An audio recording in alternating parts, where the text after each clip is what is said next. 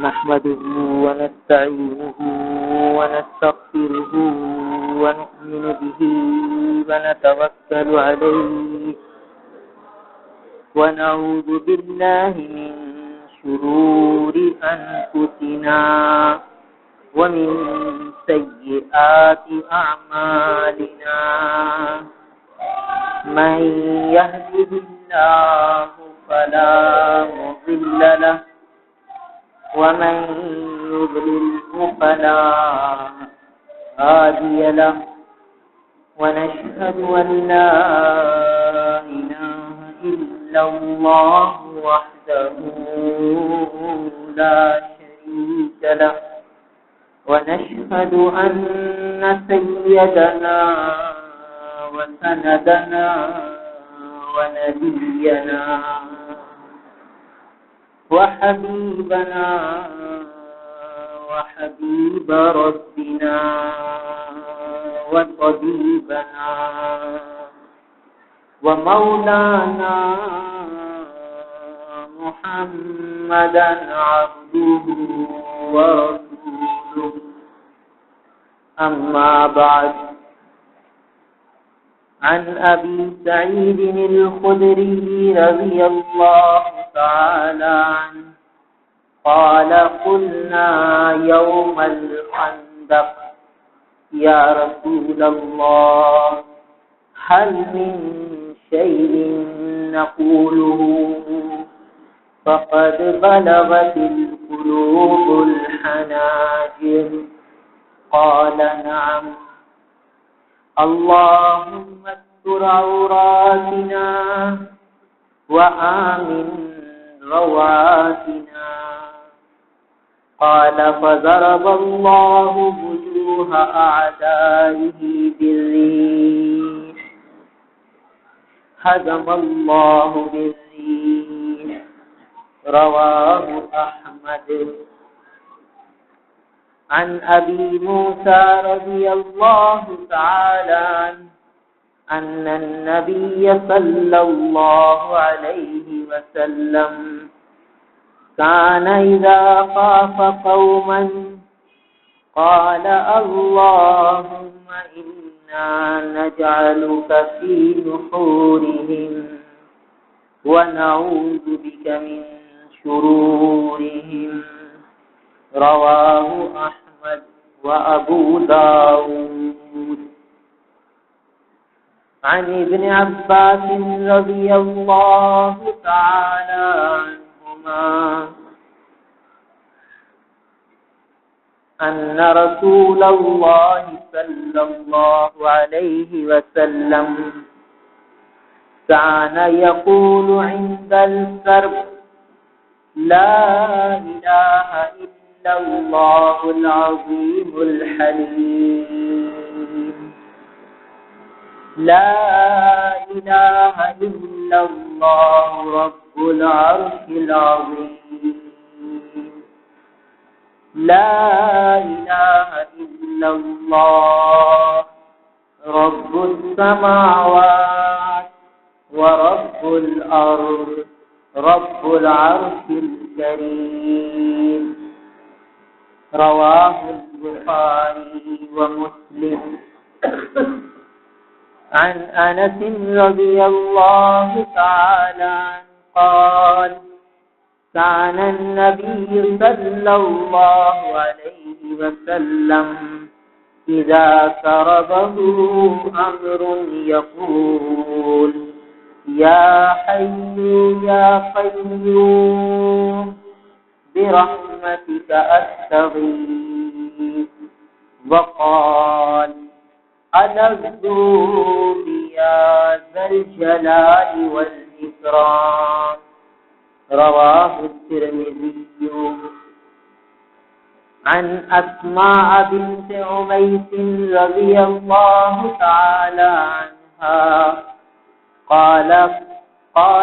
قال للنبي صلى الله عليه وسلم ألا أعلمك كلمات تقولينهن عند الكرب الله الله ربي لا أشرك به شيئا رواه أبو داود أو كما قال عليه الصلاة والسلام۔ میرے محترم بزرگوں اور عزیز بھائی، ہمارے آقا نبی کریم صلی اللہ تعالی علیہ وسلم زندگی گزارنے کا طریقہ اور قرینہ سکھلایا ہے۔ ایک مسلمان کس طرح زندگی گزارے، ان کے آداب بتلائے۔ 24 گھنٹے کی زندگی میں ایک مسلمان کو جو حالت پیش آتی ہے، جو حاجت پیش آتی ہے، جو ضرورت پیش آتی ہے، جو تقاضا پیش آتا ہے، اس سے متعلق رہنمائی موجود ہے، آداب موجود ہیں۔ دیکھیے، ایک مسلمان کو رات آتی ہے، سونے کا وقت آتا ہے، سونے کی حاجت ہے، انسان کی بنیادی ضرورت ہے، فطرت انسانی کا تقاضا ہے کہ وہ سوئے، تو سونے کے متعلق رہنمائی موجود ہے، آداب موجود ہیں، تعلیمات موجود ہیں۔ پھر آدمی صبح اٹھتا ہے تو اٹھنے سے متعلق آداب موجود ہیں، تعلیمات موجود ہیں، حضور اکرم صلی اللہ تعالی علیہ وسلم کی سنتیں موجود ہیں۔ پھر کھانا ناشتہ کرتا ہے، اس سے متعلق احکامات موجود ہیں۔ پھر اپنے گھر سے نکلتا ہے، اس سے متعلق احکامات موجود ہیں۔ پھر بازار میں جاتا ہے، اس سے متعلق احکامات موجود ہیں۔ پھر بازار سے واپس لوٹ کر آتا ہے، اس سے متعلق احکامات موجود ہیں۔ پھر گھر میں داخل ہوتا ہے، اس سے متعلق احکامات موجود ہیں۔ نمازوں کے اوقات آتے ہیں تو مسجد میں داخل ہوتا ہے، اس کے احکامات موجود ہیں۔ مسجد سے نکلتا ہے، اس کے احکامات موجود ہیں۔ پھر رات کو سونے کا وقت آ جاتا ہے، پھر اس کے احکامات موجود ہیں۔ تو ہر موقع سے متعلق، ہر حاجت اور ضرورت سے متعلق رہنمائی موجود ہے۔ تو جس طرح عمل کرنے کا طریقہ اور سلیقہ حضور صلی اللہ تعالی علیہ وسلم نے بتلایا ہے، اسی طرح ہر موقع کی دعائیں بھی نبی پاک صلی اللہ تعالی علیہ وسلم نے تعلیم فرمائی۔ سونے کا طریقہ بتلایا، سونے کے آداب بتلائے، تو سوتے وقت کی دعائیں بھی تعلیم فرمائی۔ اٹھنے کے آداب ارشاد فرمائے، اٹھنے کی تعلیم احکامات بتلائے، اٹھتے وقت ایک انسان کیا اعمال کرے، کس طرح بستر سے اٹھے، کیا صورت اختیار کرے، تو اس سے متعلق آداب بھی بتلائے اور دعائیں بھی بتلائیں۔ بیت الخلاء میں جانا ہے، اس سے متعلق آداب بھی بتلائے، دعائیں بھی بتلائیں۔ بیت الخلاء سے نکلتا ہے تو آداب بھی بتلائے، دعائیں بھی بتلائیں۔ پھر کھانا کھاتا ہے تو کھانے کے آداب بھی بتلائے، دعائیں بھی سکھلائیں۔ کھانا کھا لیتا ہے تو اس کے آداب بتلائے، دعائیں سکھلائیں۔ کون سا ایسا موقع ہے، کون سی ایسی حالت ہے، کون سی ایسی حاجت ہے جس سے متعلق آداب موجود نہ ہو، رہنمائی نہ ہو یا دعائیں موجود نہ ہو؟ ہر حالت کے وقت کی دعا موجود ہے۔ بازار میں جاؤ تو کیا پڑھو؟ چوتھے کلمے سے متعلق آیا کہ یہ پڑھ لو، تو ہزاروں نیکیاں مل جاتی۔ الف حسن، چوتھا کلمہ بازار میں آدمی پڑھ لے، دیکھیے بازار میں جانے کے آداب سکھلائے اور دعا سکھلائے کہ بازار میں جائے تو دائیں ہاتھ سے چلے، سامنے کوئی نظر آئے اسے دعا سلام کرے، اور یہ چوتھا کلمہ پڑھ لے۔ تو صرف چوتھا کلمہ پڑھنے پر 10 لاکھ نیکیاں لکھی جاتی ہیں، 10 لاکھ نیکیاں، اور 10 لاکھ گناہ معاف ہو جاتے ہیں، 10 لاکھ درجات جنت میں آخرت میں بڑھ جاتے ہیں۔ اور چوتھی فضیلت آئی کہ بن اللہ لہ بیتا فی الجنہ، اللہ تعالیٰ اس کے لیے ایک گھر جنت میں بنا دے۔ اب بتائیے چوتھا کلمہ کیا ہے؟ لا الہ الا اللہ وحدہ لا شریک لہ لہ الملک ولہ الحمد یحیی ویمیت وہو حی لا یموت بیدہ الخیر وہو علی کل شیء قدیر۔ اتنا سا جملہ ہے، بس تھوڑا سا دھیان کر لیا آدمی، روزی بازار جانا ہے تو ایک دن کا کام تو ہے نہیں، تو اگر یہ ایک کلمہ پڑھ لیا بازار میں جا کر تو الف حسنہ، 10 لاکھ نیکیاں، ایک ایک نیکی کے لیے آدمی پریشان ہوگا آخرت میں، ابھی 10 لاکھ نیکیاں اپنے اکاؤنٹ میں روز جمع کرا سکتے اور 10 لاکھ گناہ صغیرہ معاف ہو جاتے، 10 لاکھ درجات جنت میں بلند ہو جاتے۔ اور جو چوتھی فضیلت ہے اس کے لیے فرمایا کہ بن اللہ لہ بیتا فی الجنہ، یہ وہ الفاظ ہیں جو مسجد کی تعمیر کی فضیلت میں آئے۔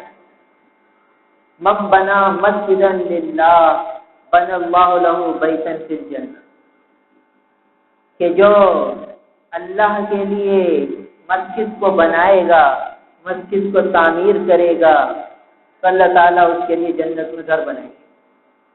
بن اللہ لہ بیتا فی الجنہ، اور یہی الفاظ یہاں اس حدیث پاک میں آئے کہ بازار میں جو چوتھا کلمہ پڑھ لے گا بن اللہ لہ بیتا فی الجنہ، یہ چوتھی فضیلت ہے۔ اب دیکھیے چوتھا کلمہ پڑھنے میں کوئی پیسہ نہیں لگا، کوئی پائی نہیں لگی، کوئی روپیہ خرچ نہیں ہوا، فضیلت وہ ملی جو مسجد کی تعمیر کی ہے کہ اگر ایک آدمی ایک مسجد تعمیر کرائے تو لاکھوں روپے لگیں گے، پھر کہیں جا کے مسجد بنے گی، پھر کہیں جا کے اس کو وہ فضیلت ملے گی بن اللہ لہ بیتا فی الجنہ، اور یہاں مفت میں روز یہ فضیلت مل سکتی ہے۔ اب بتائیے بازار میں کون نہیں جاتا، تو کس کو ضرورت پیش نہیں آتی بازار جانے کی؟ تو آدمی تھوڑا سا دھیان کر لے تو آخرت کے خزانے کتنے جمع کر سکتے۔ ایسی پاکیزہ تعلیم نبی نے دی ہے ہمیں، یہ چیزیں ہیں جو ہمیں عمل میں لانی ہیں اور اس کا ایسا معمول بنانا ہے کہ چھوٹے نہیں۔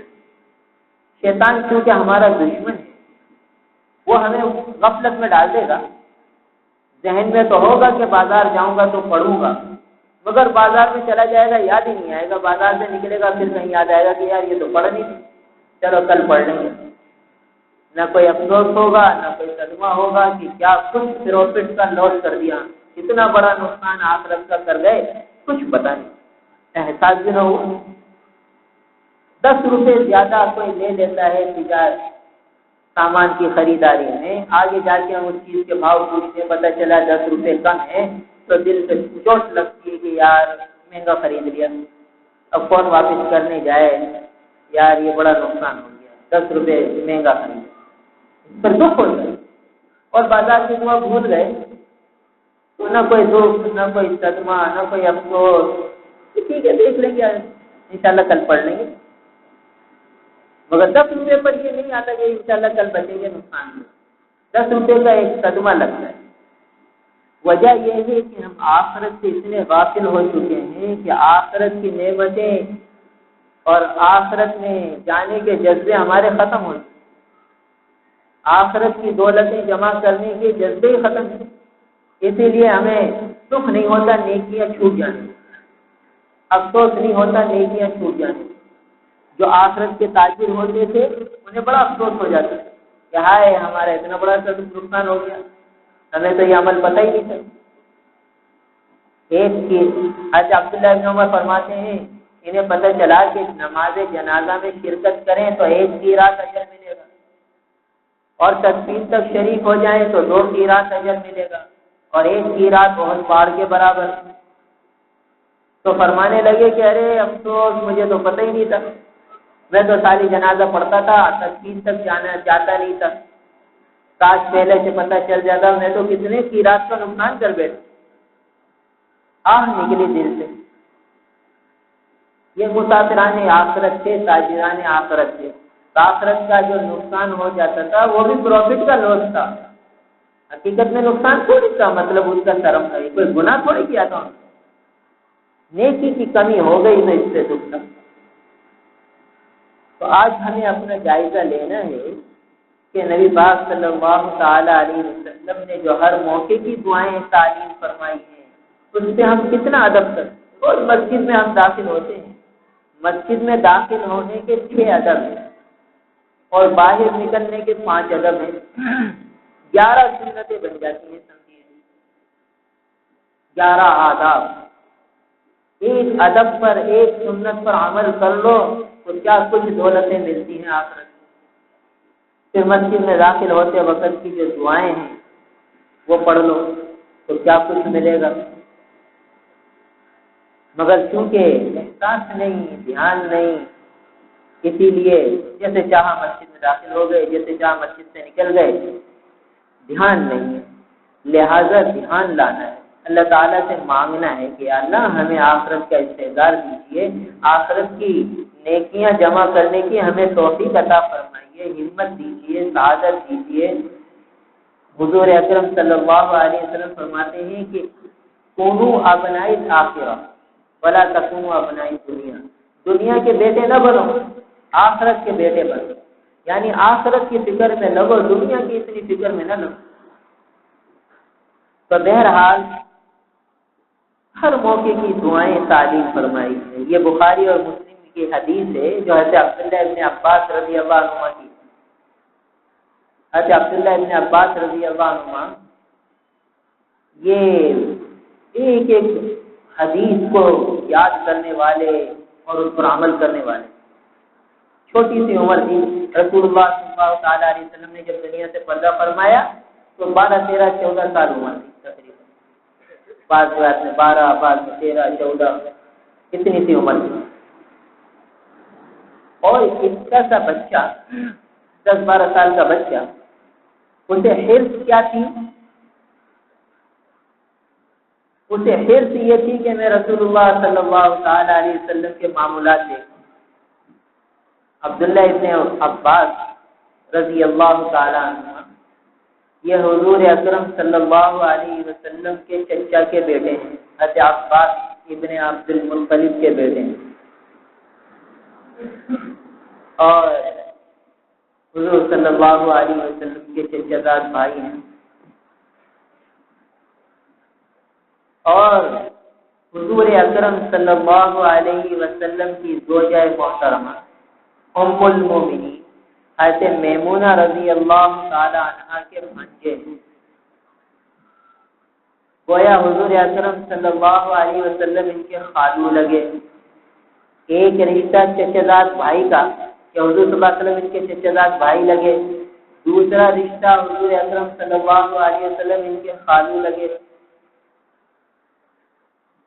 تو اتنے قریبی رشتے دار تھے یہ حضور کے۔ حضور صلی اللہ تعالیٰ علیہ وسلم کو بھی ان سے بڑی محبت تھی، چچا کا بیٹا چھوٹا سا، اور حضور سے تعلق اور لگاؤ۔ تو بخاری شریف میں قصہ آتا ہے کہ عبداللہ ابن عباس رضی اللہ عنہ نے فرمایا کہ میں نے اپنے جی میں سوچا کہ میں حضور صلی اللہ علیہ وسلم کے رات کے معمولات دیکھوں کہ حضور صلی اللہ تعالیٰ علیہ وسلم رات کو کیا کرتے ہیں، تاکہ میں بھی پھر وہ عمل کروں۔ دیکھیے یہ تھے صحابہ کہ آقا کی ایک ایک ادا کو نوٹ فرمایا، حضور کی ایک ایک ادا کو نوٹ فرمایا، اس سے عمل کیا، اسے امت تک پہنچایا۔ تو فرماتے ہیں کہ میں اپنی خالہ جان کے گھر چلا گیا، خالہ ہے، حضور خالو ہے، اور رات کو گیا۔ خالہ کے گھر اگر بھانجا آ جائے تو خالہ تو یہ کہے گی بیٹا یہیں رک جاؤ، آپ کا ہی گھر ہے۔ فرماتے ہیں کہ میں تو گیا اسی لیے تھا کہ رات بھی رکوں اور حضور کے رات کے معاملات دیکھوں۔ فرماتے ہیں حضور صلی اللہ تعالیٰ علیہ وسلم رات کو گھر میں تشریف لائے، اور مجھے بستر پر اپنے پاؤں مبارک کی طرف لٹا لیا، اور آپ صلی اللہ تعالی علیہ وسلم اپنی زوجہ محترمہ یعنی میری خالہ جان کے ساتھ بستر کی لمبائی میں لیٹ گئے اور تھوڑی دیر اپنے گھر والوں سے باتیں فرمائیں۔ دیکھیے ایک ایک ادا کو نوٹ فرمائیں، اور اس سے یہ بات معلوم ہوئی کہ حضور اکرم صلی اللہ تعالی علیہ وسلم کے حجرہ مبارک میں اتنی جگہ نہیں تھی کہ چھوٹے بچے کے لیے الگ بستر ہو، اپنے ہی بستر پر 7 قدموں کی طرف لٹایا۔ 10 سال کے بچے تھے چھوٹے اس وقت، اور ایک معاشرت کا ایک اہم حکم سامنے آیا کہ حضور اکرم صلی اللہ علیہ وسلم نے تھوڑی دیر اپنے گھر والوں سے باتیں فرمائی۔ کیا مانا کہ دن بھر اس بیچاری کا کیسے گزرا ہے، تو ذرا اس کی سن لو کیا کہنا چاہتی ہے، کیا بتانا چاہتی ہے، کہ دل کا غبار ہلکا ہو جاتا ہے۔ یہ آداب معاشرت ہیں، احکامات معاشرت ہیں جو نبی کی زندگی سے ملتے ہیں،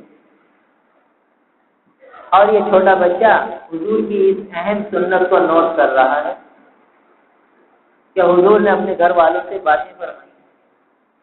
معلوم ہوا کہ رات کو آ کر ذرا گھر والوں کی خبر گیری کرنی چاہیے، ان کے ساتھ حسن معاشرت کرنی چاہیے، اور ذرا ان کی سننی چاہیے کیا کہنا چاہتی ہے، کیا اس کی زندگی۔ اب آج ہمارے یہاں کے گھروں میں لڑائیاں جھگڑے ہیں، اس کی ایک اہم وجہ یہ ہے کہ حضور کی سنت پر عمل نہیں ہوتا، کہ شوہر جو ہے وہ بیوی کی سنتے ہی تو کیا کہنا چاہتی ہے، اس کے دن بھر کی کیا باتیں ہوئی ہیں، کیا سنانا چاہتی ہے، یا تو مجھ سے غصہ کر دیں گے، یا مار دھاڑ شروع کر دیں گے، یا طلاق تک نوبتیں آ جاتی ہیں۔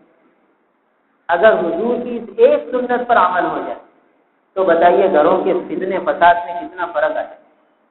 مگر نبی کی تعلیمات ہمارے سامنے ہی نہیں۔ یہ بخاری شریف کی قصہ ہے، بخاری شریف میں یہ حدیث موجود ہے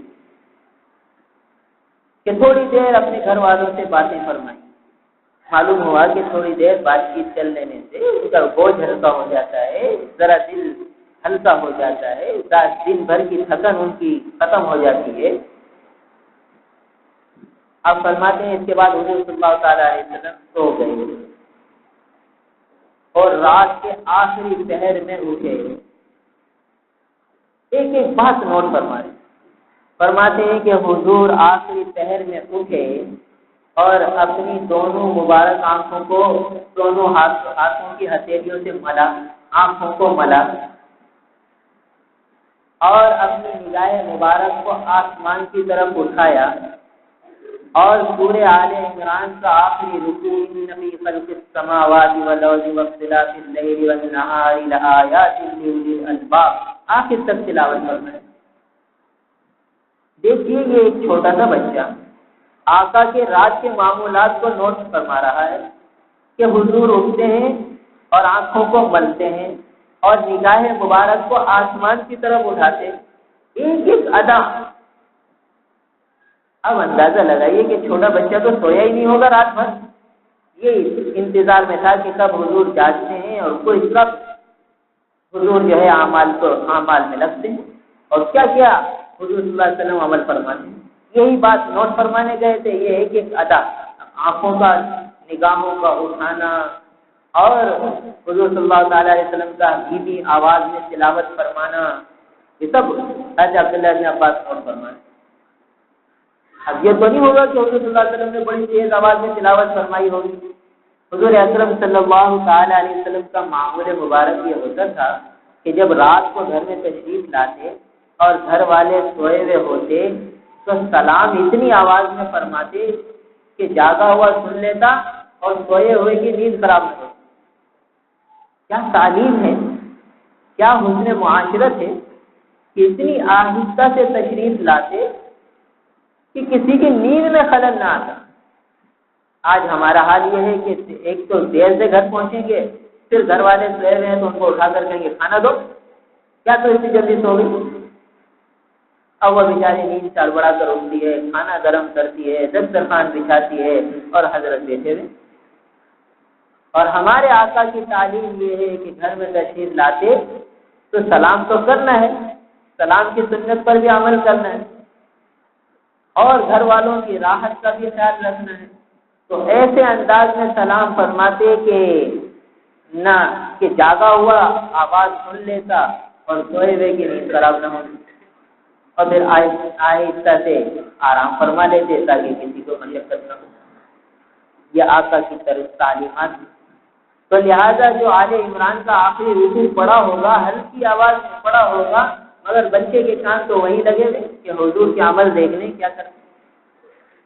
پھر فرمایا کہ حضور اکرم صلی اللہ تعالی علیہ وسلم بستر مبارک سے اٹھے اور مشکیزے کے پاس گئے، مشکیزہ لٹکا ہوا تھا۔ آپ صلی اللہ علیہ وسلم نے مشکیزے سے پانی نکال کر پہلے مسواک فرمائی، پھر وضو فرمایا اور پھر مصلی پر تشریف لے آئے۔ دیکھیے حضرت عبداللہ ابن عباس فرماتے ہیں کہ پھر میں نے بھی ایسے ہی کیا، میں نے بھی آنکھوں کو ملا، آنکھوں کو نگاہوں کو اٹھایا، آل عمران کا آخری رکوع پڑھا، میں نے بھی اس شن معلقہ سے یعنی مشکیزے سے جو لٹکا ہوا تھا وضو کیا، اور پھر حضور صلی اللہ تعالی علیہ وسلم کی الٹی ہاتھ مبارک کی طرف آگے کھڑا ہو گیا، بائیں جانب حضور کے ساتھ کھڑا ہو گیا۔ تو حضور اکرم صلی اللہ تعالی علیہ وسلم نے مجھے کان سے پکڑا اور مجھے اپنے دائیں جانب کھڑا کر دیا۔ دیکھیے یہ آداب ہے کہ جب دو آدمی نماز پڑھیں، ایک امام ہو ایک مقتدی ہو، تو مقتدی امام کے دائیں جانب کھڑا ہو جائے۔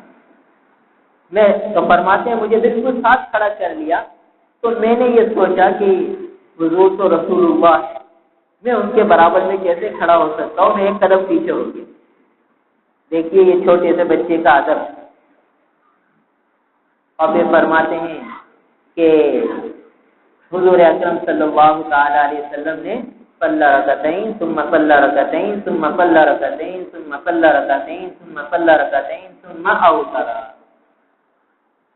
یعنی یہ نہیں فرما دیا کہ حضور صلی اللہ علیہ وسلم نے 8 رکعت نفل پڑھے، تہجد کے اور 3 رکعت وتر پڑھے، ایسے بھی کہا جا سکتا تھا، مگر حضور کی باتیں بیان فرمانے میں صحابہ کو مزہ آتا، حضور کے تذکرے میں بڑا مزہ آتا تھا۔ تو فرماتے ہیں کہ حضور صلی اللہ علیہ وسلم نے 2 رکعتیں پڑھی، پھر 2 رکعتیں پڑھی، پھر 2 رکعتیں پڑھی، پھر 2 رکعتیں پڑھی، پھر 2 رکعت پڑھ کے وتر کی، یعنی 3 رکعتیں وتر کی پڑھی، 11 رکعتیں پڑھی، 8 رکعت تہجد کے، 3 رکعت وتر کی۔ تو یہ ایک ایک ادا کو نوٹ فرمایا حضور۔ تو یہ ہیں حضور کے شہید صحابی حضرت عبداللہ ابن عباس رضی اللہ عنہ، کہ ایک ایک سنت پر عمل کرنے والے، ایک ایک سنت کو نوٹ کرنے والے، حضور کے ایک ایک ادا پر مر مٹنے والے، یہ روایت فرما رہے۔ ایک اہم ترین دعا ہم نے بتلایا کہ حضور صلی اللہ تعالی علیہ وسلم نے ہر موقع کی، ہر حالت کی، ہر وقت کی دعائیں امت کو تعلیم فرمائی۔ تو یہ دعا جو ہے جو عبداللہ ابن عباس رضی اللہ عنہ سے مروی ہے، یہ حضور صلی اللہ تعالی علیہ وسلم کا خود اپنا وظیفہ تھا۔ 14 صدیوں پہلے کا یہ وظیفہ ہے، اس وظیفے کو حضور نے خود اختیار فرمایا۔ کون سے وقت کی یہ دعا ہے؟ یہ غم اور پریشانی کے وقت کی دعا ہے، تفکرات کے وقت کی دعا ہے۔ آج ہر آدمی متفکر ہے، تفکرات میں گھرا ہوا ہے، ہر ایک کو پریشانیاں لاحق ہیں۔ کون ایسا ہے جو پریشانی سے بچا ہو؟ کون ہے جس کو تکلیف نہ ہو، کوئی الجھن نہ ہو، جس کی وجہ سے ذہن منتشر نہ ہو؟ آج کی اصطلاح میں کہہ لو ہر ایک کو ٹینشن ہے۔ اس ٹینشن کے دور کرنے کی دعا 14 صدیوں پہلے حضور نے تعلیم فرمائی، بلکہ خود اختیار کی۔ تو کوئی بیٹی کے رشتے کے اعتبار سے متفکر ہے، پریشانیوں میں گھرا ہوا ہے کہ رشتے ہی نہیں آتے، اور اس کی وجہ سے ذہن پہ بوجھ ہے، ہر وقت خیالات کا ایک سانچہ بنا رہتا ہے، کیا ہوگا، کیا کریں گے، کیسے ہوگا، اور ذہن منتشر، اور سوچ سوچ کے آدمی بلڈ پریشر کا مریض ہو جاتا ہے، کوئی شوگر کا مریض ہو جاتا ہے، کیا کچھ ہو جاتا ہے، کوئی قرضے کی وجہ سے متفکر ہے، کیسے قرضہ ادا کروں، قرضے بڑھ گئے ہیں، ادائیگی کی کوئی شکل نہیں ہے، کیا ہوگا، کیسے ہوگا، اور اس وجہ سے متفکر ہے، پریشان ہے، ہر وقت ذہن پہ بہت سوال ہے. اور کوئی اس وجہ سے پریشان ہے کہ تجارت کے اعتبار سے کہ آمدنی کم ہے، اخراجات زیادہ ہیں، کیا ہوگا، کیسے ہوگا، دن بدن مہنگائی بڑھتی جا رہی ہے، آمدنی کم ہے، اور کیا ہوگا، کیسے بچوں کی پرورش ہوگی، کیسے بچے پلیں گے بڑھیں گے، آگے بچیوں کی شادیاں ہیں، کیا ہوگا، ایک شادی پر اتنا خرچہ ہے. سوچ سوچ کے آدمی پاگل ہو جاتا ہے، ذہن پریشان، نیندیں اڑی ہوئی ہیں، اور جو ہے ہر ایک کسی نہ کسی الجھن میں گرفتار ہے. کہیں میراث کے جھگڑے، کسی نے جائیداد دبا کے رکھ لی ہے، دینے کو تیار نہیں، دوسرا پریشان ہے کہ کیسے مجھے ملے، کیا صورت اختیار کروں کہ میں اپنا حق لے لوں، اور دوسرا اس فکر میں ہے کہ کیسے میں اس کا حق روک لوں، کیسے میں اس کو نہ دوں. اور جو ہے روز حاضریاں ہو رہی ہیں، سگے بھائی عدالتوں میں ایک دوسرے کے سامنے کھڑے، بھائی بہن عدالتوں میں ایک دوسرے کے سامنے کھڑے، کہیں میاں بیوی کے جھگڑے ہیں، طلاقوں تک نوبتیں ہیں، بیوی روٹ کر ماں کے گھر بیٹھی ہوئی ہے، ماں والے لڑکی والے بھی ٹینشن کا شکار، تفکرات پریشانیوں میں گھرے ہوئے، لڑکے والے بھی پریشانیوں میں گھرے ہوئے، کیا ہوگا، کیسے ہوگا، کیا کریں گے. کون ہے جو اس وقت ٹینشن میں نہ ہو، تفکرات میں نہ ہو، پریشانیوں میں نہ ہو. اور اس موقع کی دعا ہمارے آقا تعلیم فرما گئے، خود اختیار فرما گئے ان دعاؤں. مختصر سی دعا ہے، 3 کلمے ہیں صرف اس دعا میں، جو آج کل کے ماحول کے اعتبار سے ہر ایک کے لیے ضروری، پورا علاج ہے گویا تفکرات سے بچنے. دیکھیے کتنی پیاری دعا ہے، 3 جملے ہیں، تینوں میں کلمہ توحید ہے، لا الہ الا اللہ العظیم الحلیم. یہ ایک ٹکڑا ہے، لا الہ الا اللہ العلیم العظیم، عظیم الحلیم، 2 صفتیں، العظیم الحلیم کلمے کے ساتھ، لا الہ الا اللہ العظیم الحلیم، یہ ایک جملہ. پھر فرمایا لا الہ الا اللہ رب العرش العظیم، یہ دوسرا ٹکڑا، اس میں بھی کلمہ توحید کے ساتھ رب العرش العظیم کی صفت لگی ہے. لا الہ الا اللہ رب العرش العظیم، یہ دوسرا ٹکڑا. اور تیسرا ٹکڑا، لا الہ الا اللہ رب السماوات ورب الارض ورب العرش الکریم. دیکھیے یہ 3 ٹکڑے، تینوں میں کلمہ توحید. یہ نبی کے وظیفے ہیں، نبی نے اختیار فرمائے، امت کو تعلیم فرمائے. اب بتائیے،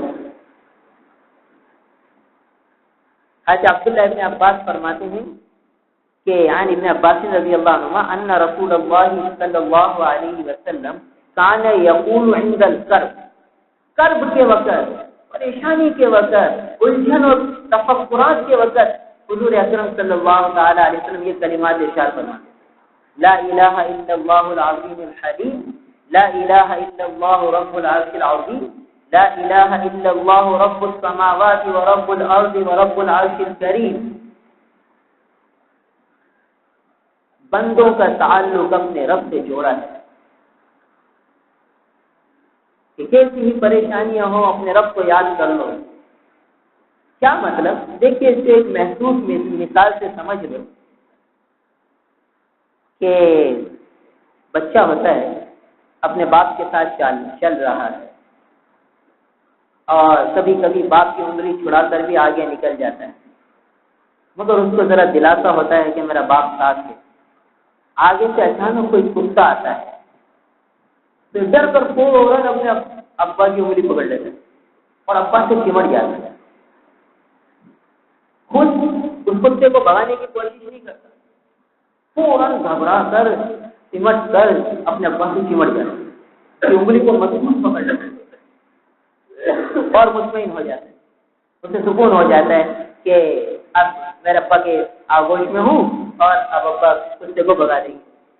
لہٰذا پھر جیسے کتا قریب آتا ہے ابا خوش کر کے اس کو بھگا دیتا ہے، اور جب وہ کتا چلا جاتا ہے تو پھر یہ بچہ کھیل میں لگ جاتا ہے اور پھر اپنے کام سے میں لگ جاتا ہے، ہنسی مذاق میں کھیل کود میں لگ جاتا ہے۔ اب دیکھیے اس بچے کو چونکہ یقین ہے کہ ابا موجود ہے اور ابا جو ہے اس کتے کو بھگا دیں گے، لہذا وہ کتے کو دیکھ کر ڈرتا تو ہے مگر فوراً ابا کے ساتھ لگ جاتا ہے، ابا کو تھام لیتا ہے، ابا کو پکڑ لیتا ہے، چمٹ جاتا ہے ابا سے۔ تو حضور اکرم صلی اللہ تعالی علیہ وسلم نے بندوں کو یہ دعا تعلیم فرمائی کہ پریشانی کا کتا تمہیں نظر آئے تو فوراً اللہ تعالیٰ سے تعلق جوڑ لو، فوراً یہ کلمات پڑھ لو، یقین ہو جائے گا کہ اللہ کی مدد تمہارے ساتھ ہے۔ جب اللہ تمہارے ساتھ ہے، کون اللہ؟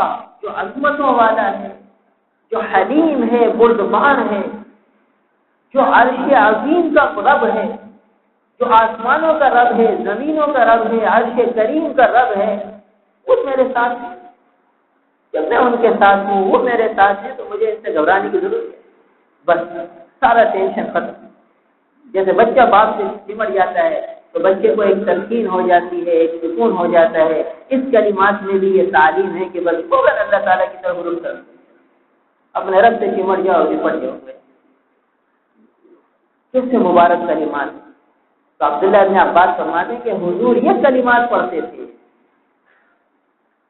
اور حضور پڑھتے تھے امت کو تعلیم ہے کہ دیکھو ان کلمات میں غور کر کے کچھ پریشانیوں سے پریشان ہونا چھوڑ دو، تفکرات سے پریشان ہونا چھوڑ دو۔ جیسے وہ بچہ گھبراہٹ چھوڑ دیتا ہے اور باپ سے نپٹ جاتا ہے، بس سمجھو کہ تمہارے کو اللہ کی معیت حاصل ہے، جس اللہ نے یہ حال بھیجا ہے وہی اس کو دور کرے۔ اور جب وہ میرے ساتھ ہے اور میں نے اس سے مدد مانگ لی ہے تو کوئی سا ہی مسئلہ تھوڑی ہے، رشتے کا مسئلہ ہے وہ بھی حل ہو جائے گا، قرضوں کا مسئلہ ہے وہ بھی حل ہو جائے گا، کوئی اور الجھن ہے وہ حل ہو جائے گی، آمدنی کم ہے، اخراجات زیادہ ہیں وہ بھی حل ہو جائے گا، اور بچیوں کی شادیوں کے تفکرات ہیں وہ بھی حل ہو جائے گی، مگر تعلق تو مضبوط ہو۔ اب تسکین کس کو ہوگی؟ جو کثرت سے اللہ تعالیٰ کی اطاعت میں لگے گا، اللہ تعالیٰ کی فرما برداری میں لگے گا، اللہ تعالیٰ سے اللہ تعالیٰ کی محبت کو مانگے گا۔ بچے کو باپ سے الفت ہوتی ہے نا، محبت ہوتی ہے، جب بھی وہ باپ سے چمٹتا ہے، باپ کے ساتھ اس کا دوست بھی کھڑا ہو، فرض کیجیے تو دوست کے پاس نہیں جائے گا، چچا کے پاس نہیں جائے گا، ابا سے چمٹے گا، جیسے ڈر خوف لگے گا۔ چوزے ہوتے ہیں نا، مرغی کے ساتھ گھوم رہے ہوتے ہیں، تو جیسے ہی کوئی چیل آتی ہے نا تو مرغی جو ہے وہ پر پھیلاتی ہے اور مخصوص آواز نکالتی ہے، اور چوزے دوڑتے ہوئے اب مرغی کے پروں میں آ جاتے ہیں، سکون ہو جاتا ہے ان کو کہ ہم اپنی ماں کی آگوش میں پہنچ گئے۔ تو جو ان کی ماں ہوتی ہے، فرض کیجیے 2 مرغیاں ہیں اور 10-8 بچے چوزے ہیں، 5 ایک مرغی کے ہیں، 5 ایک مرغی کے۔ جیسے ہی چیل آئی، دونوں مرغیوں نے آواز لگائی، تو یہ نہیں کہ دوسری مرغی کے چوزے وہ ایک مرغی کے پاس چلے جائیں گے اور پہلی والی کے دوسری کے پاس، نہیں، ہر ایک اپنی ماں کے پاس جائے گا، ماں سے تعلق۔ اور ایسے بچہ ہے، باپ بھی کھڑا ہے، باپ کا دوست بھی کھڑا ہے، اور جیسے کتا آیا تو وہ چچا کے پاس نہیں جائے گا، باپ کے دوست کے پاس نہیں جائے گا، باپ کے پاس دوڑ کر جائے گا، اس سے چمٹ جائے گا کہ بھائی یہ بھی بغیر دوست ہے، یہ بھی تو کتے کو دور کر سکتا ہے۔ مگر بچے کو فطری لگاؤ باپ سے ہوتا ہے، ایسے ہی اللہ کے بندے کو فطرتاً اللہ سے محبت ہے، اس لیے اس کو اللہ سے تعلق اور اللہ سے جوڑ بٹھایا گیا۔ تو حضور صلی اللہ علیہ وسلم کی تعلیمات دیکھ لیجیے، بخاری اور مسلم کی حدیث ہے یہ، تو عام کتاب کی حدیث ہے یہ، اور حضور کا اپنا عمل ہے جو ایسے عبداللہ ابن عباس فرما رہے ہیں، وہ عبداللہ ابن عباس کو حضور کی ایک ایک ادا کو محفوظ فرماتے ہیں، ایک ایک بات کو نوٹ فرما رہے ہیں کہ حضور رات کو اٹھتے ہیں تو ایک نگاہ کہاں رکھتے ہیں، آنکھوں کو کیسے ملتے ہیں، کیا کلمات ارشاد فرماتے ہیں۔ وہ عبداللہ ابن عباس اس حدیث کو روایت کر کہ جب وہ گھبراہٹ ہوتی تھی حضور صلی اللہ علیہ وسلم کو کوئی پریشان کن عمل پیش آ جاتا تھا کرب، عند الکرب، عربی کا لفظ ہے کرب، اس کے معنی تفکرات، پریشانیاں، الجھنیں، آئندہ کے اندیشے، مستقبل کے اندیشے، یہ ہوگا تو یہ ہو جائے گا، یہ ہو جائے گا تو کیا کریں گے، کیسے چلیں گے، کیا ہوگا، اور اس کی وجہ سے دل میں ایک پریشانی، ایک عجیب سی کیفیت ہو جاتی ہے آدمی کی، اور نیند اڑ جاتی ہے اگر رات کو بعض اوقات اس قسم کی تھوڑی آتی ہے۔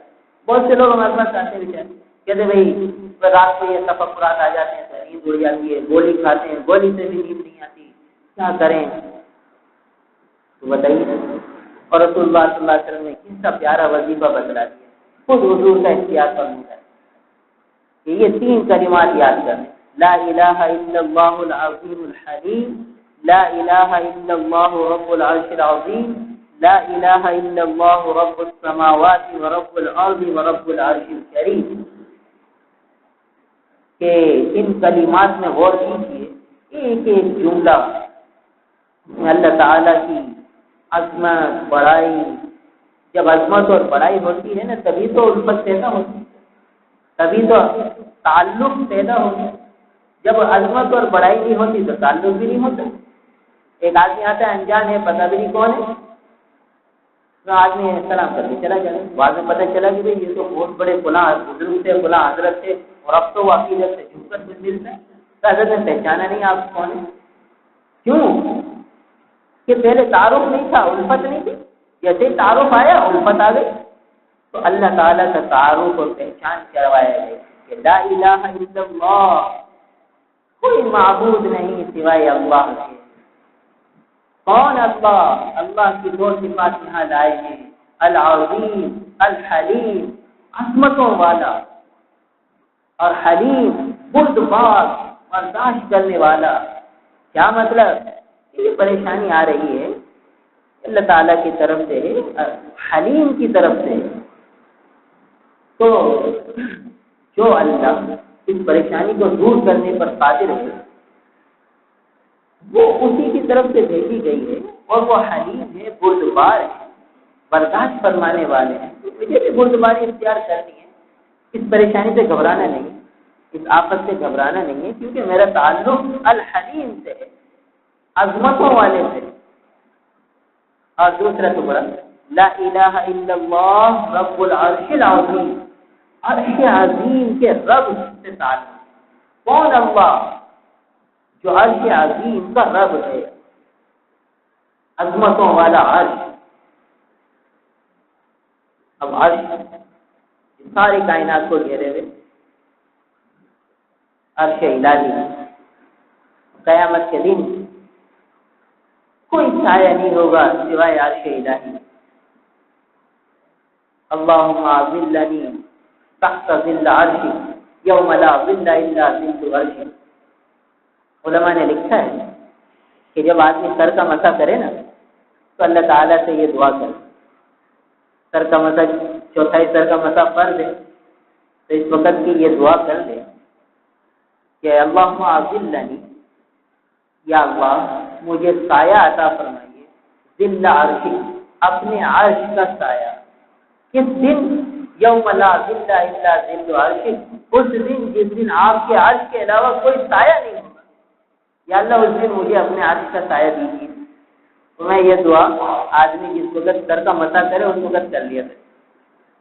تو عرش عظیم کا رب ہے، قیامت کے دن اس عرش ہی کیا سایہ ملے گا تو جان چھوٹے گی، ورنہ تو کوئی پسینے سے بچ نہیں سکتا، کوئی سورج کی تپش سے بچ نہیں سکتا۔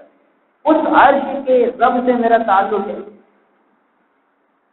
اس اللہ سے میرا تعلق ہے، تو جو اس دن کی گھبراہٹ اور تپش سے بچائے گا وہ آج اس پریشانی کی تپش سے نہیں بچا سکتا، اس ٹینشن کی تپش سے نہیں بچا سکتا۔ اس کا تسلی کا سامان ہے۔ دیکھیے اس دعا کے اندر جب آدمی تنہائی میں بیٹھ کر یہ دعا پڑھے اور وہی قیامت کے عرش کے منظر کو سوچے اور سوچے کہ عرش عظیم کا سایہ جس رب کا ہے، اس رب سے جب میرا تعلق ہے، اس رب سے میں نے التجا کر دی کہ آپ اس پریشانی کو دور فرما دیجیے، تو بس اب وقت مقررہ پر وہ پریشانی ٹل جائے گی۔ ایک وقت ہے، جب تک ہے، جب ہے چلی جائے گی۔ اور آدمی یہ سوچے کہ بھئی یہ پریشانی من جانب اللہ ہے اور اللہ تعالیٰ کا دوست ہے اور دوست کی طرف سے کوئی چیز آتی ہے تو وہ ہدیہ ہی ہوتی ہے، تو یہ من جانب اللہ ایک ہدیہ ہے اور اس تکلیف پر بھی انشاءاللہ بڑی ہی رحمتیں ملیں گی، برکتیں ملے گی، اللہ تعالیٰ کی طرف سے انعامات ملیں گے۔ کیا ہو گیا؟ چند دن کی تکلیفیں ہیں پھر راحت ہے۔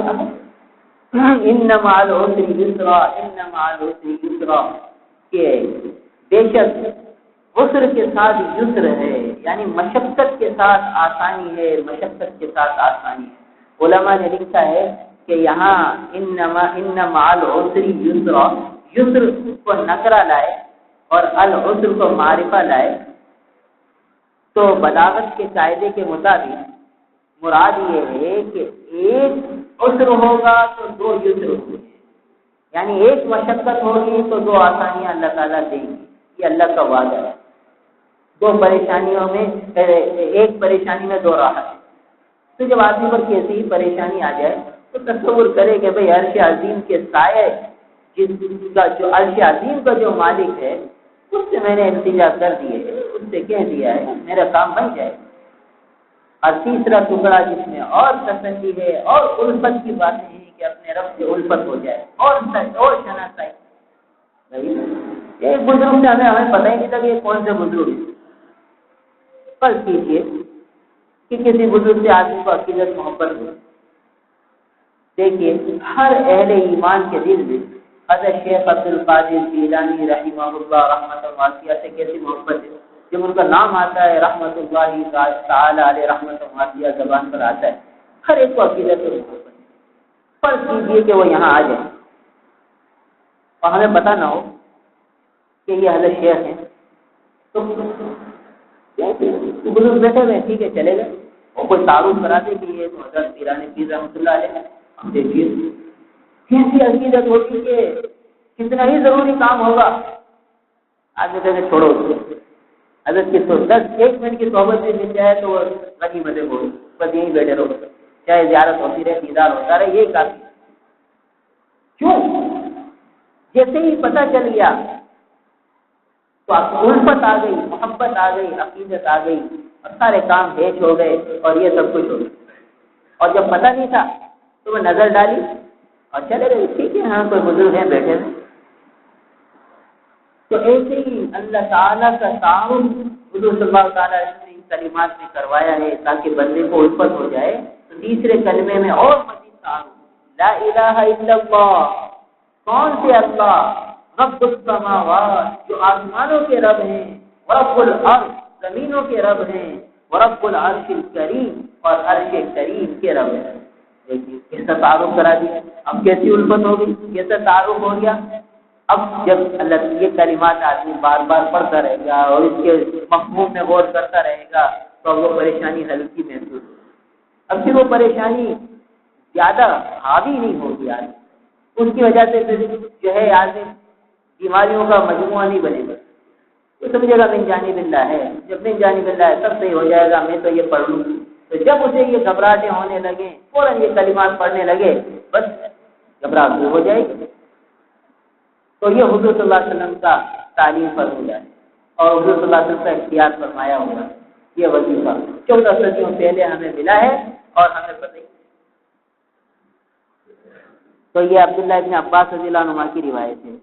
اگلی روایت عن انس رضی اللہ تعالی عنہ قال كان النبي صلی اللہ علیہ وسلم اذا كربه امر، جب رسول اللہ صلی اللہ تعالی علیہ وسلم کو کوئی پریشانی لاحق ہوتی، کوئی پریشانی کا معاملہ پیش آتا تو آپ فرماتے یا حی یا قیوم برحمتک استغیث، یا حی یا قیوم برحمتک استغیث۔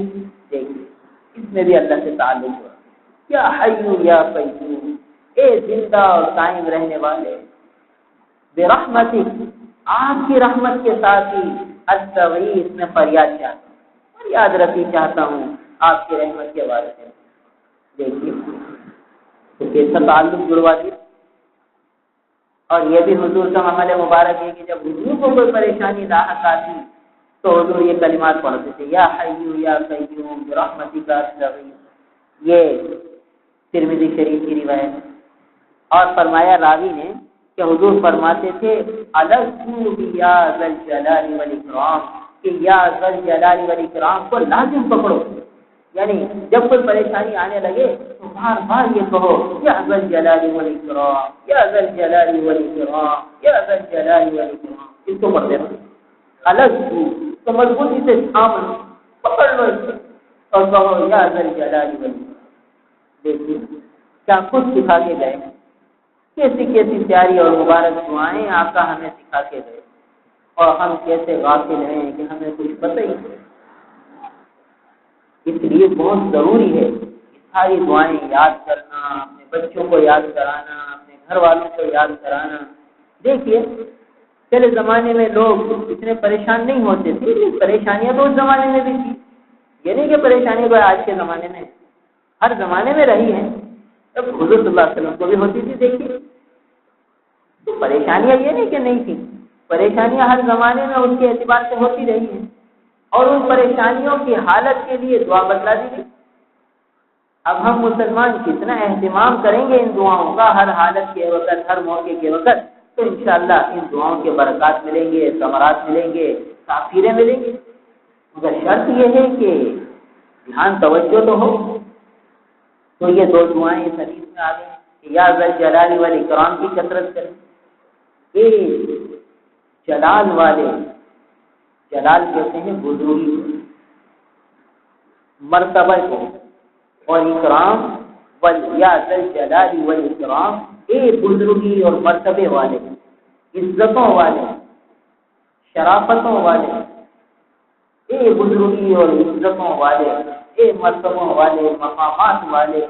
جب اللہ تعالیٰ کو اس طرح کہہ کر آدمی پکارے گا، کسی الفت اور محبت اللہ کے دل میں آئے گی کہ اتنے بڑے کو پکار رہے ہیں۔ جب اتنے بڑے کو پکار لیا اور ان سے عرض کر لیا، اب پھر گھبرانا، پھر پریشان ہونا، یہ تو پھر عدم اعتماد کی دلیل ہے۔ پھر تو یہ سمجھا گیا کہ گویا کہ اعتماد تو نہیں ہے، خالی بازو بری بری باتیں نہیں۔ پھر آدمی اپنے آپ کو تسلی دے، بار بار کہے۔ اور چونکہ ہمیں تسلی اس لیے نہیں ہوتی، ہمارا رابطہ کمزور ہے، تعلق کمزور ہے، اس وجہ سے ہمیں ان دعاؤں کی پوری تاثیر نہیں مل پاتی۔ ورنہ تو اس میں وہ تاثیریں ہیں کہ یہ وہ دعائیں ہیں جو زمانے نبوت سے ادا ہوئی۔ ان کلمات میں آج بھی وہ تاثیر ہے جو 14 صدیوں پہلے تھی۔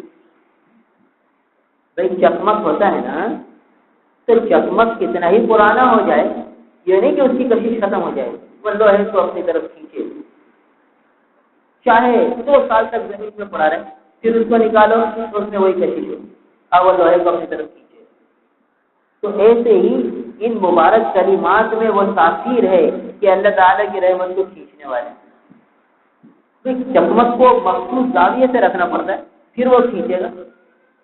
اگر بے تکے طریقے سے ہم اس کو لگائیں گے تو وہ نہیں کھینچے گا۔ لوہے کی کیل کو کھینچنے کے لیے اس چکمک کو مخصوص زاویے پر رکھو، پھر دیکھو وہ کیل کھینچ کر چکمک کے پاس آ جائے گی، اور جتنا تک کبھی چکمک ہوگا اتنا زیادہ وہ لوہے کو اپنی طرف کھینچے۔ تو ایسے ہی ان دعاؤں میں بڑی تاثیر ہے، یہ اللہ تعالیٰ کی رحمت کو کھینچنے والی ہے۔ یہ زبان نبوت سے ادا کی ہوئی دعائیں ہیں، اس میں بڑی تاثیر ہے۔ تو جب ان کلمات کو ہم پڑھیں گے، اول تو یہ ہے کہ ہماری زبانیں گناہوں میں لطفت ہیں، ہمارے دل سیاہ ہیں۔ اب ہم جب ان الفاظ کو ادا کرتے ہیں تو گویا کہ جیسے چکمک کو صحیح زاویے پر نہیں رکھتے تو وہ کھینچے گا نہیں، ایسے ہی گویا کہ ہم نے ان الفاظ کو صحیح طریقے سے ادا نہیں کیا۔ اگر زبان کو پاک کر لیا، دل کو پاک کر لیا، پھر ان کلمات کو کہو، دیکھیے کیسی تاثیر ملتی ہے۔ اور اللہ والوں کو ملی ہے، جنہوں نے اپنی زبانوں کو پاک کیا، جنہوں نے اپنے دلوں کو پاک کیا، ان کے مسئلے انہی دعاؤں سے حل ہو گئے۔ تو فرمایا کہ حضور صلی اللہ تعالیٰ علیہ وسلم کو جب کوئی پریشانی کا معاملہ پیش آتا تو آپ فرماتے یا حیو یا قیوم، اے زندہ اور قائم رہنے والے، برحمتی کا استغیث، استغیث کہتے ہیں فریاد طلب کرنے، فریاد رسی۔ استغیث یا اللہ آپ سے فریاد چاہتے ہیں، آپ سے مدد مانگتے ہیں، آپ ہماری فریاد کو پورا کیجیے۔ ہماری مدد کو آئیے، آپ کی رحمت کے ذریعے ہماری مدد کو آئیے، اپنی رحمت کے ذریعے ہماری مدد کو آ جائیے۔ تو یہ اللہ تعالیٰ سے مانگنا سکھایا، پریشانیوں کے موقع پر، الجھنوں کے موقع پر، تفکرات کے موقع پر ان دعاؤں کا اہتمام کرنے سے بڑی دل کو جو ہے وہ تقویت ملتی ہے، دل کو ہمت اور حوصلہ ملتا ہے، کیونکہ یہ وہ وظیفے ہیں جو نبی نے تعلیم دی، سب سے بڑھ کر تیسری وظیفے، ان سے بڑھ کر کوئی وظیفہ ہو نہیں سکتا۔ اور اگلی روایت، یہ وظیفہ حضور صلی اللہ تعالیٰ علیہ وسلم نے حضرت اسماء بنت عمیس رضی اللہ تعالیٰ عنہ کو دکھلایا۔ یہ بڑی ذہین صحابیہ تھی، پہلے ایک صحابی کے نکاح میں تھی، ان کا انتقال ہو گیا تو حضرت ابوبکر صدیق رضی اللہ تعالیٰ عنہ کے نکاح میں، تو بہت ذہین، بہت سمجھدار عورت ہے۔ تو حضور صلی اللہ تعالیٰ علیہ وسلم نے یہ خود فرماتی ہیں کہ حضور صلی اللہ تعالیٰ علیہ وسلم نے مجھ سے فرمایا تھا، قال للنبی صلی اللہ علیہ وسلم الا اعلمک کلمات، کیا میں آپ کو کچھ کلمات نہ سکھا دوں، چند کلمات نہ سکھا دوں، تقولینہن عند الکرب، کہ تو ان کو پریشانی اور تفکرات کے وقت پڑھ لیا کر، کہہ لیا کر، ایسے کلمات نہ سکھا دوں؟ وہ حضور صلی اللہ تعالیٰ علیہ وسلم شوق دلا رہے کہ ایسے کلمات سکھاؤں کیا؟ اب انہوں نے کہا کہ جی سکھائیے۔ تو دیکھیے حضور فرماتے ہیں کہ کہو اللہ اللہ ربی لا اشرک به شیئا، اللہ اللہ ربی لا اشرک به شیئا، رواہ ابو داؤد، یہ ابو داؤد شریف کی روایت۔ اللہ اللہ ربی، اللہ میرا رب ہے، اللہ میرا رب ہے، لا اشرک به شیئا، میں اس کے ساتھ کسی کو شریک نہیں ٹھہراتا، اس کے ساتھ کسی کو شریک نہیں ٹھہراتا، میں اپنے اللہ کو اپنا رب مانتا، وہی میرا پروردگار، وہی میرا حاجت پورا کرنے والا، وہی میرا مددگار، حاجت روا، سب کچھ اللہ اللہ ربی لا اشرک به شیئا۔ کیا وظیفہ دکھلا گئے حضور؟ اب اس سے بڑھ کر کیا وظیفے ہوں گے؟ کیسی توحید کی تعلیم ہے، کیسی اللہ تعالیٰ سے الفت اور محبت کی باتیں ہیں، گھبراہٹ اور پریشانیوں کا علاج بتلا گئے۔ اب دیکھیے 3 دعائیں آ گئی ہمارے پاس کہ بھئی کبھی کبھی پریشانی، گھبراہٹ ہونے لگے، کوئی بے سکونی کی کیفیت ہونے لگے، تھوڑی دیر آتی ہے پڑھ لیں اللہ اللہ ربی لا اشرک به شیئا، اللہ اللہ ربی لا اشرک به شیئا، اللہ اللہ ربی لا اشرک به شیئا، بار بار پڑھتا رہے گا، دل میں ایک تسکین آئے گا، پھر دعا بھی کر کہ یا اللہ یہ آپ کے محبوب کے سکھلائے ہوئے کلمات ہیں، میرا دل سیاہ، میری زبان گندی ناپاک، میں ان کلمات کو آداب، ان کلمات کے ادب اور حق کو ادا نہیں کر سکتا، مگر آپ تو آپ ہیں، اپنے فضل سے ان کلمات کی تاثیر عطا فرمائیں، میرے دل کو تسکین دیجیے، اس الجھن کو دور کیجیے، اس پریشانی کو دور کیجیے، دعائی کر لیں، پھر دیکھیے دل کو تسکین ہوگی۔ اور ایک یہ یا ذل جلال والاکرام، یا ذل جلال والاکرام، یا ذل جلال والاکرام، الگ ہو، حضور فرماتے ہیں اس کو لازم پکڑو، اس سے چمٹ جاؤ، تو یہ پڑھتا اور پھر اپنی دعا کہتے ہیں اللہ آپ ان کلمات کی تاثیر عطا فرما دیجیے، میری سیاہ قلبی کو نہ دیکھیے، میرے زبان کی نجاست کو نہ دیکھیے، اپنے فضل سے ان کلمات کی تاثیر عطا فرمائیے۔ اور کبھی یا حی یا قیوم برحمتی کا استغیث پڑھنے لگ جائے۔ استغیث کے معنی میں فریاد طلب کرتا ہوں، کوئی اجتماعی پریشانی ہے، سارے گھر والے پریشان ہیں اس کی وجہ سے، تو نستغیث بھی کہہ سکتے ہیں، اب یا حی یا قیوم برحمتی کا نستغیث، مگر الفاظ نبی کے جو استغیث ہیں تو وہ واحد کا صیغہ کہیں، جمع کی نیت کر لیں، تاکہ جو کلمات حضور کے ہیں، جو حدیث ہے، وہ ادا کرنے سے زیادہ برکت ہو۔ اور کبھی کبھی یہ کلمات کہہ لیں لا الہ الا اللہ العظیم الحلیم، لا الہ الا اللہ رب العرش العظیم، لا الہ الا اللہ رب السماوات ورب الارض ورب العرش الکریم۔ تو ان دعاؤں کی ان کلمات کی کثرت کرے گا تو انشاءاللہ ہر قسم کی پریشانیوں سے، تفکرات سے اللہ تعالیٰ حفاظت کرے۔ اللہ تعالیٰ ہم سب کو عمل کرے۔ الحمد لله رب العالمين والعاقبة للمتقين والصلاة والسلام على رسوله محمد وآله وأصحابه أجمعين. اللهم أنت السلام ومنك السلام تبارك يا ذا الجلال والإكرام. ربنا فاغفر لنا ذنوبنا وكفر عنا سيئاتنا وتوفنا مع الأبرار. یا اللہ ہماری تمام خطاؤں کو معاف فرما دیجیے، ہماری تمام کوتاہیوں کو معاف فرما دیجیے، ہمارے سارے صغیرہ کبیرہ گناہوں کو معاف فرما دیجیے. یا اللہ سارے گناہ آپ کے علم میں ہیں. یا اللہ سب کو کراماً کاتبین نے لکھ رکھا ہے.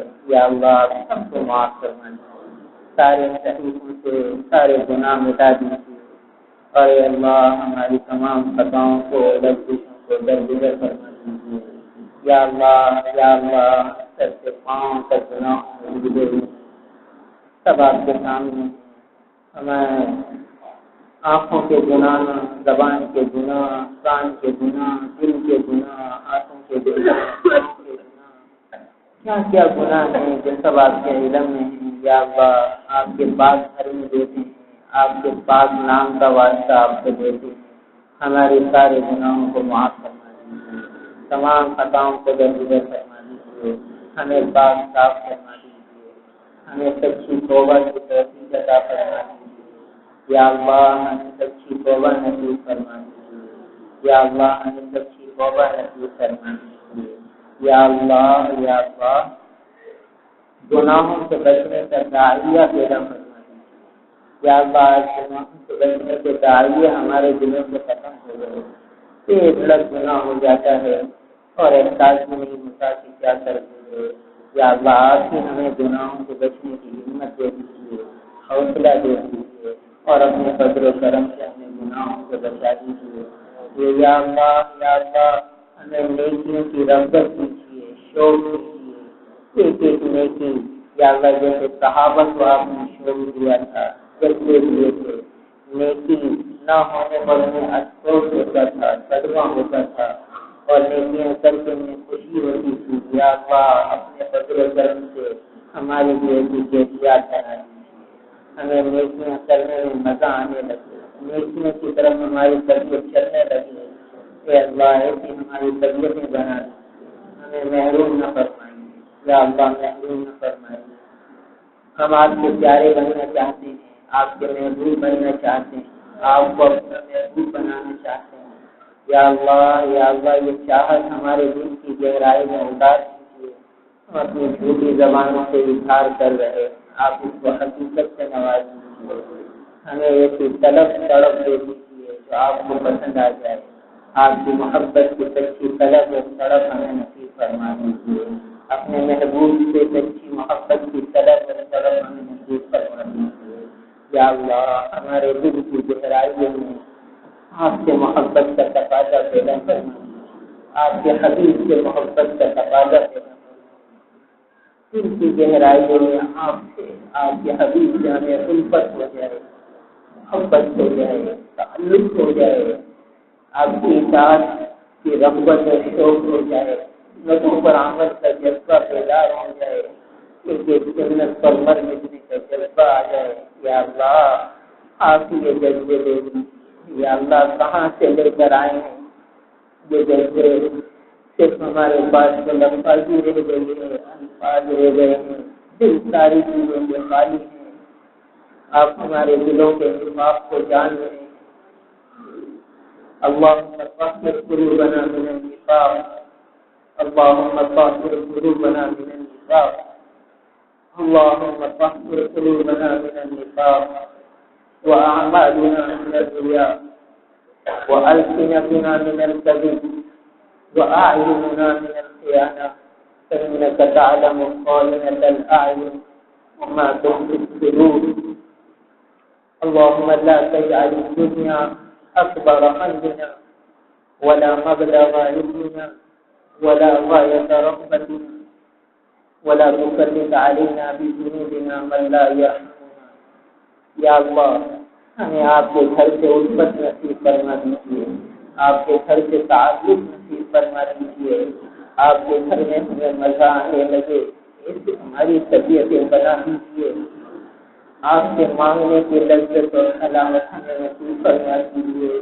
یا اللہ آج ہمیں آپ سے مانگنا نہیں آتا اور آپ سے مانگا نہیں جاتا، یا اللہ آپ ہمیں مانگنے کی سلیقے بھی سکھلا دیجیے، ہمیں بھی سکھلا دیجیے اور خوب مانگنے کا چسکا دے دیجیے، اور موقع پر ہم آپ کو یاد رکھیں، ایسے ہماری طبیعتیں بنا دیجیے، ہمارے دلوں سے غفلت کے پردے دور فرمائیں، یا اللہ ہمارے دلوں سے غفلت کے پردے دور فرمائیں،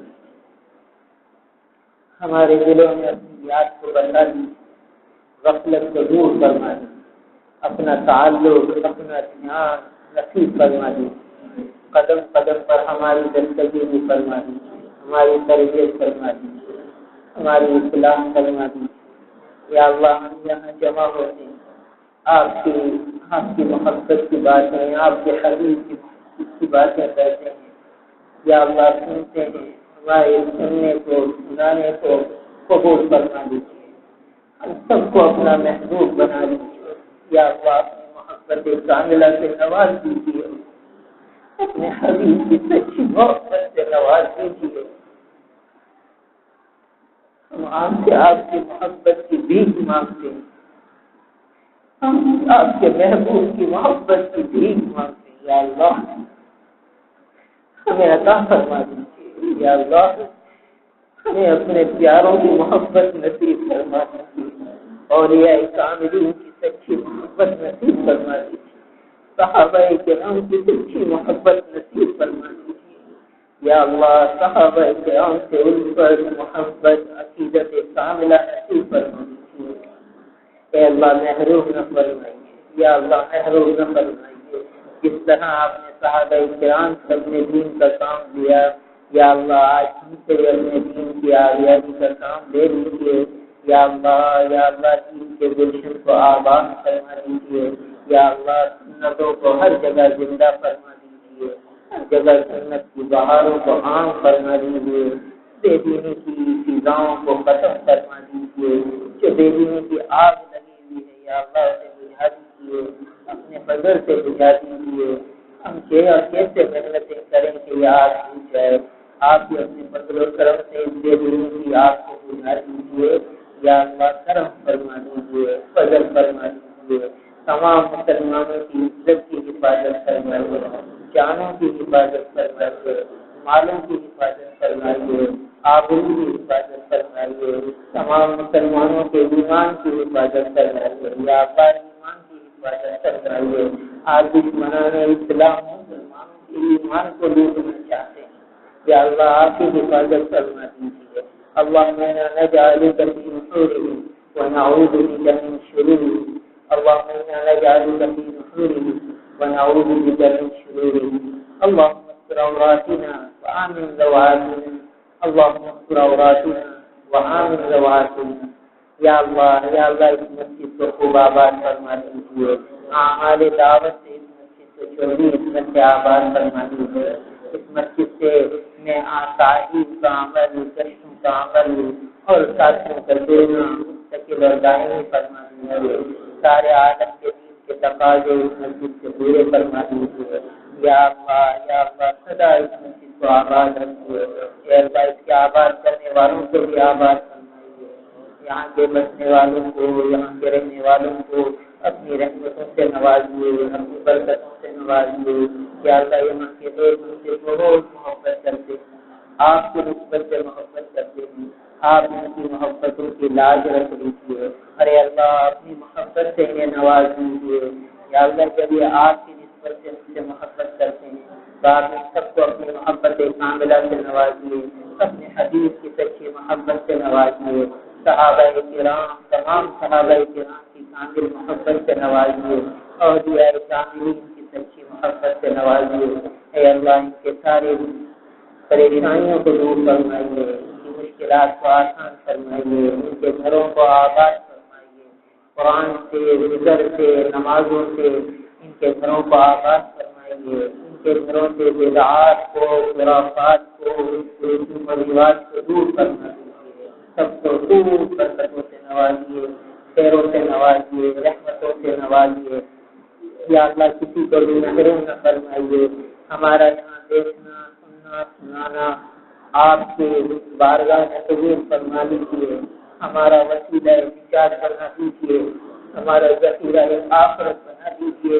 ہمارے پاس کوئی عمل نہیں ہے جو آخرت میں کام آ سکے، ہمارا یہاں دیکھنا سنانا ہی ذخیرہ آخرت بنا دیجیے، آپ کے قرب کا ذریعہ بنا دیجیے، آپ کی رضا کامل کا ذریعہ بنا دیجیے، یا آپ کی محبت کاملہ ملنے کا ذریعہ بنا دیجیے، آپ کے حبیب کی سچی محبت ملنے کا ذریعہ بنا دیجیے، یا اللہ محروم نہ فرمائیے، یا اللہ محروم نہ فرمائیے۔ یہاں کی عورتوں کو، مردوں کو، سب کو اپنے پناہ میں رکھیے، سب کی جان، مال، عزت، آبرو، ایمان، عقائد کی پوری حفاظت فرمائیے، یا اللہ دشمنان اسلام کا ان پر بس نہ چلنے دیجیے، ان کو، ان کی نسلوں کو دین دار بنائے رکھیے، اور اے اللہ صحابہ کے ان پر محبت سب کو نوازیے، ان کے عقیدے کی پوری حفاظت فرمائیے، ان کی نسلوں کے عقیدوں کی حفاظت فرمائیے، اور اے اللہ اس کو، ان کی نسلوں کو مسجد کے آباد کرنے والا بنا دیجیے، یا اللہ اس مسجد کو سدا آباد رکھیے، اعمال صالحہ سے آباد رکھیے، اعمال دعوت سے آباد رکھیے، ہر شر فتنے سے ان سب کی پوری حفاظت فرمائیے، تمام گھر والوں کی، تمام مسجد والوں کی ہر شر سے، ہر پریشانی سے، ہر ناگہانی سے پوری حفاظت فرمائیے، ہم سب کی پوری حفاظت فرمائیے، ہر قسم کی ناگہانیوں سے، آفتوں سے، بلاؤں سے، شرور و فتون سے پوری حفاظت فرمائیے۔ اللہم انا نجعلک فی نحورہم ونعوذ بک من شرورہم۔ اللهم انا نسألك من خير ما سألك منه نبيك محمد صلى الله عليه وسلم ونعوذ بك من شر ما استعاذك منه نبيك محمد صلى الله عليه وسلم أنت المستعان وعليك البلاغ ولا حول ولا قوة إلا بالله. اللهم انا نسألك من خير ما سألك منه نبيك محمد صلى الله عليه وسلم ونعوذ بك من شر ما استعاذك منه نبيك محمد صلى الله عليه وسلم أنت المستعان وعليك البلاغ ولا حول ولا قوة إلا بالله. اللهم اغفر لنا وارحمنا، اللهم اغفر لي واغفر لي، اللهم اغفر لي واغفر لي، اللهم اغفر لي واغفر لي۔ یا اللہ ہمیں درس کو دوسری کافی مسجد میں منتقل کرنے کا ارادہ کیا ہے، یا اللہ اس مشورے میں خیر فرما دیجیے، اور اے اللہ برکتوں سے نواز دیجیے، اور یہاں بھی اسی طرح درس کی شکلیں بنائے رکھیے تاکہ قیامت میں یہاں درس ہوتا رہے اور یہاں مسجد آباد رہے، یہاں کی سنتوں کی تعلیم ملتی رہے، صحابہ سے عقیدت کے درس یہاں سے ملتے رہے۔